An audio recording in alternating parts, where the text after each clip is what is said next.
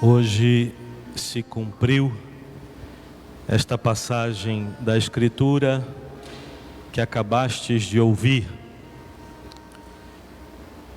É assim, meus irmãos e minhas irmãs, que São Lucas nos dá a notícia de que sobre essas palavras do Senhor na sinagoga em Nazaré, as pessoas experimentaram um grande impacto, ficaram escandalizadas, porque em Jesus se cumpria aquelas profecias de Isaías.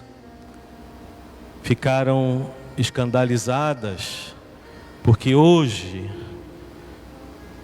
no hoje da história, Deus escolheu agir através de um homem. Embora hoje a nossa fé nos ajuda a proclamá-lo verdadeiro Deus e verdadeiro homem, mas para aquelas pessoas, um homem que cresceu no meio deles. Com aquele hoje, Jesus se apresentou diante dos seus contemporâneos como o ungido, o Messias do Senhor. O hoje de Jesus fala do sacrifício que ele realizou uma vez por todas. Fala do caráter definitivo do que ele realizou em nosso favor, do seu amor irrevogável. E é bom que nos lembremos disso, meus irmãos e minhas irmãs, porque muitas vezes temos a tentação de viver como se a redenção ainda estivesse por acontecer, como se o Filho de Deus já não tivesse carregado sobre si todo o pecado do mundo e a luta ainda não estivesse decidida e não tivéssemos a vitória de Deus ao nosso lado. Hoje e para sempre, a redenção constitui o conteúdo presente da vitória de Cristo em nossa vida. E esta é a memória que nesses dias da celebração anual da Páscoa nós vamos reviver. Esta é a memória ativa que o sacerdote é chamado todos os dias a atualizar, especialmente através da sua vida, do seu ministério e de forma particular da Eucaristia. Através da sua unção e da unção comunicada a todos os batizados, o novo de Deus, traduzido naquelas palavras de Jesus, do profeta Isaías, chega à humanidade concreta de cada época da história. A consagração do óleo do Santo Crisma e a bênção dos óleos dos catecúmenos e dos enfermos, que daqui a pouco nós vamos realizar, abre para nós a porta do Santo Tríduo Pascal, nos introduz sacramentalmente no hoje vitorioso, não triunfalista, mas vitorioso de Deus. Os olhos aproximam de alguma forma o nosso hoje ao hoje de Deus. E quero convidá-los, irmãos e irmãs, a vivermos essa Páscoa nessa perspectiva do realismo de Deus na nossa história. Esse óleo que vamos pedir a Deus para abençoar é um dom para a vida e o crescimento da igreja. Pela unção do Santo Crisma, o corpo de Cristo, a igreja, cresce com a chegada de novos membros e fortalece cada um dos seus membros pelo dom do Espírito e unge os sacerdotes para que possam comunicar a vitória de Cristo, a bênção de Cristo aos seus irmãos e às suas irmãs. Nessa celebração, todos nós somos chamados a reviver o dom de Deus, dado no nosso batismo, na nossa confirmação, e os sacerdotes na sua ordenação. Fomos ungidos, ou seja, fomos consagrados para nos tornarmos filhos e filhas de Deus, seguindo Jesus, o Filho único de Deus.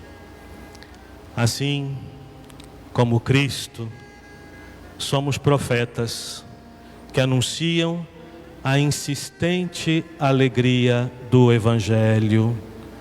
Falo insistente porque o nosso tempo parece um tempo marcado só pela tristeza, como se nós não tivéssemos uma novidade para dar a esse mundo. Como Cristo, somos sacerdotes que levam ao Pai todas as intenções do mundo e da igreja. Homens que se apoiam na força da oração, homens e mulheres que se apoiam na força da oração, talvez mais urgente do que nunca.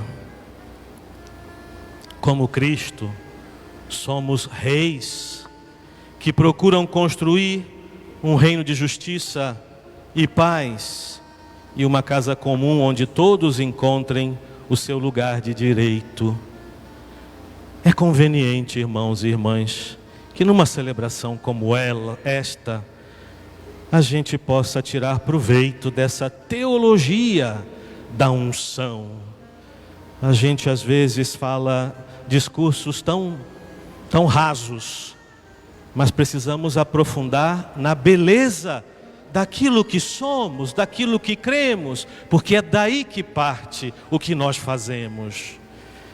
É de Deus que tem a iniciativa e que age através de instrumentos tão pequenos, tão miseráveis, vasos de barro como nós. E nesta celebração nos vem forte a experiência sinodal que estamos procurando fazer em vista da missão. É bom recordar que sinodalidade, segundo aquilo que o Papa Francisco tem nos falado, é força para a missão e não simplesmente lugar de debates de vontades pessoais. Hoje até o Papa falava na sua homilia lá em Roma que não se trata de chegar em estatísticas e acordos, trata-se de acolher o que o Espírito quer para a igreja. E às vezes isso não tem maioria. Se o cristianismo fosse atrás de maiorias, não estaria hoje aqui sendo testemunhas de Jesus. A beleza da sinodalidade é a força da nossa comunhão, que parte da Trindade. E eu quero insistir nisso, meus irmãos e minhas irmãs. A nossa comunhão é o maior serviço que nós podemos prestar à humanidade. Por isso que nessa noite santa, Jesus entrará numa agonia, e nessa agonia, Jesus vai rezar pela unidade dos seus, pela unidade, pela comunhão dos seus. Nós somos, graças a Deus, um povo rico de dons, de carismas, de ministérios que o Espírito suscita. E essa assembleia do dia de hoje manifesta a beleza do que é a igreja.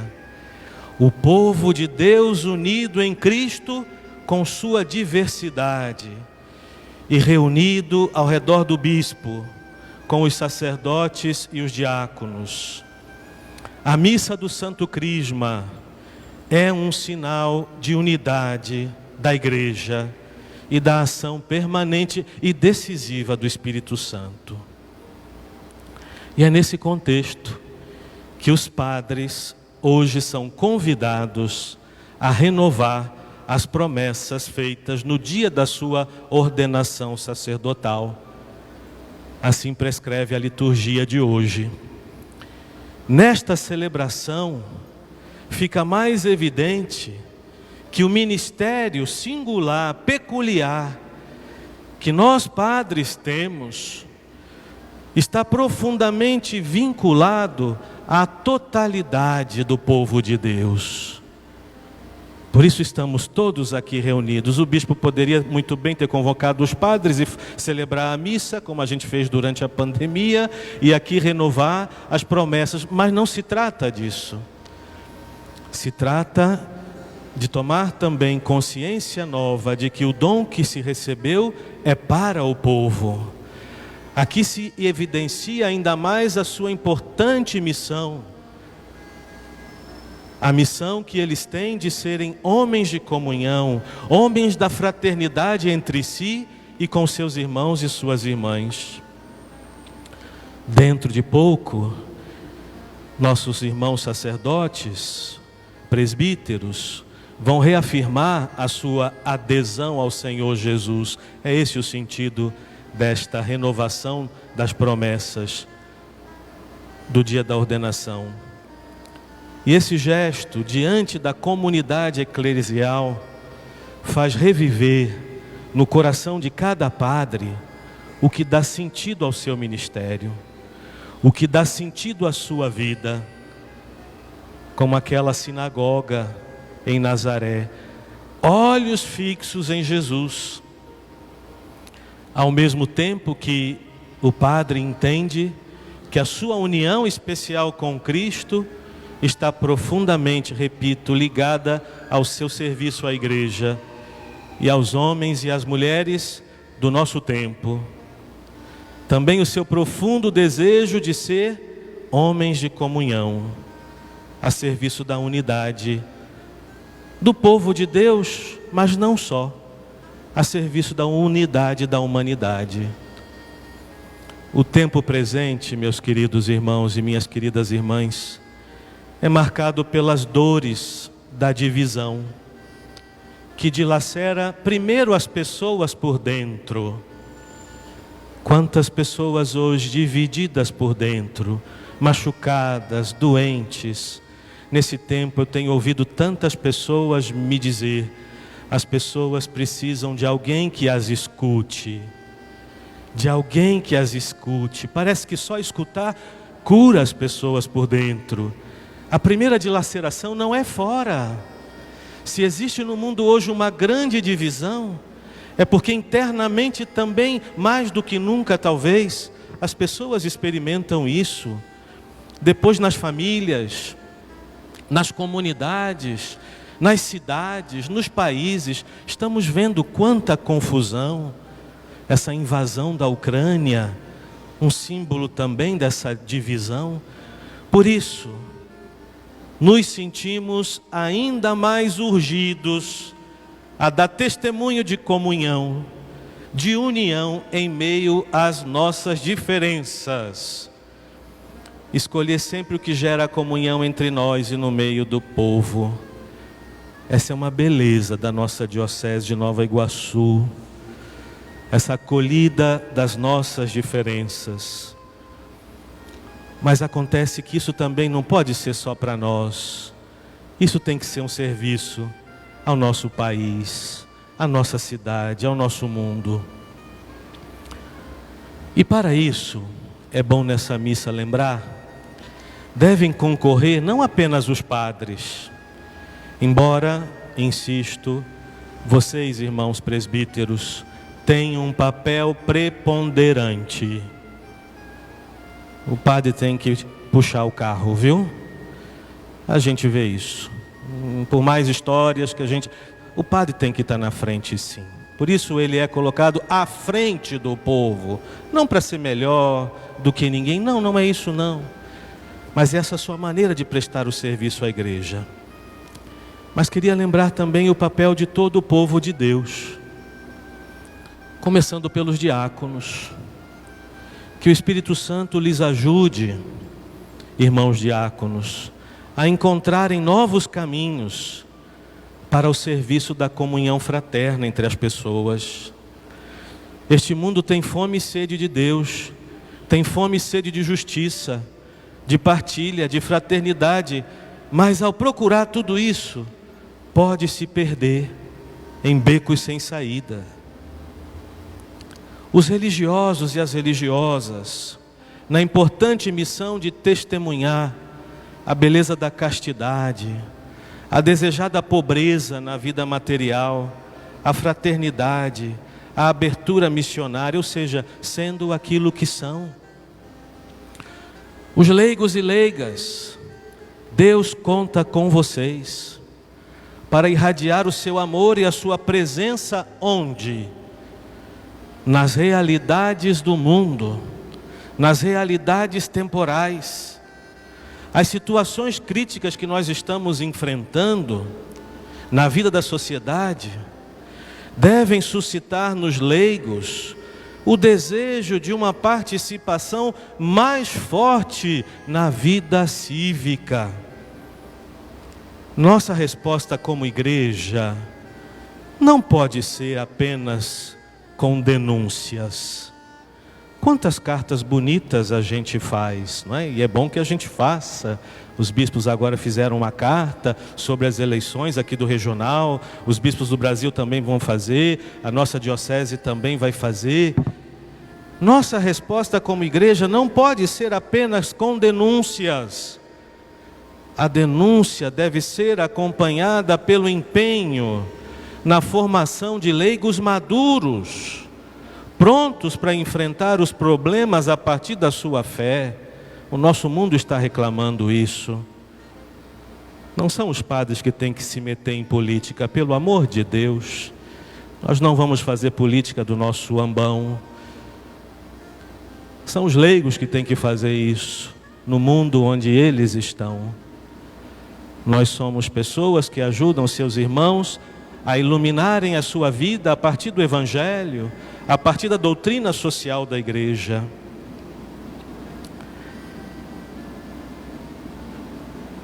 A missão é de todos nós, povo ungido, consagrado para a salvação do mundo.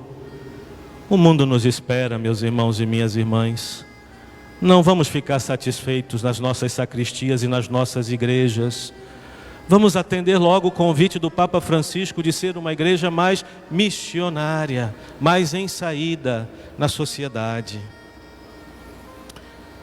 Neste dia santo da instituição da Santíssima Eucaristia e do Sacramento da Ordem, em nome de todo o nosso povo, aproveito também a ocasião para agradecer ao Senhor pelos nossos padres, por sua generosidade e sua dedicação, especialmente aos últimos, nesse tempo de tantas carências.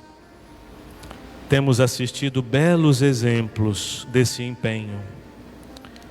Mas também como família diocesana, hoje convém recordar alguns nomes do nosso hoje, por causa de festas, por causa de tempos. Quero lembrar Padre Bruno nessa gratidão, que no dia 3 de abril celebrou seus 80 anos, uma boa parte desse tempo servindo a Igreja Diocesana de Nova Iguaçu. Lembro o Padre José Antônio, que celebrávamos no dia 5 de abril seus 25 anos de ministério presbiteral. São datas de festa, são datas que os irmãos se reúnem, celebram, agradecem a Deus.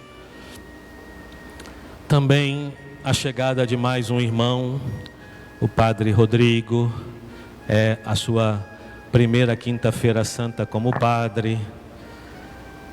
Lembro o Padre Renato, que ontem me mandou uma mensagem bonita lá da Guiné-Bissau, sempre com esse espírito missionário que nos provoca. Lembro o Padre Marcos, em Brasília. Lembro os padres que estão enfermos aqui. Quero lembrar o Padre Roberto, que hoje deve ter chegado lá no Pernambuco com a sua mãe. Os que se aproximam também, Padre Juan, nossa acolhida, como também aqueles que nesse ano partiram rumo à eternidade, Padre França, Padre Ivanildo, tantos nomes temos que nos lembrar nesse dia dos nossos sacerdotes. E você também, fiel, leigo, leiga, hoje dê um grande abraço no seu padre, um muito obrigado pela sua dedicação, pelo seu carinho, pelo seu empenho. Os padres são uma bênção na vida da gente e nós temos que louvar muito a Deus por eles. Desculpem-me, essa homilia é um pouquinho estendida, normalmente não é o que a gente faz, mas o dia merece. E que Maria, nossa mãe, nos ajude a entrar bem no mistério da Páscoa do Senhor, neste nosso hoje, e com Jesus celebrar a vitória da sua Páscoa. Amém.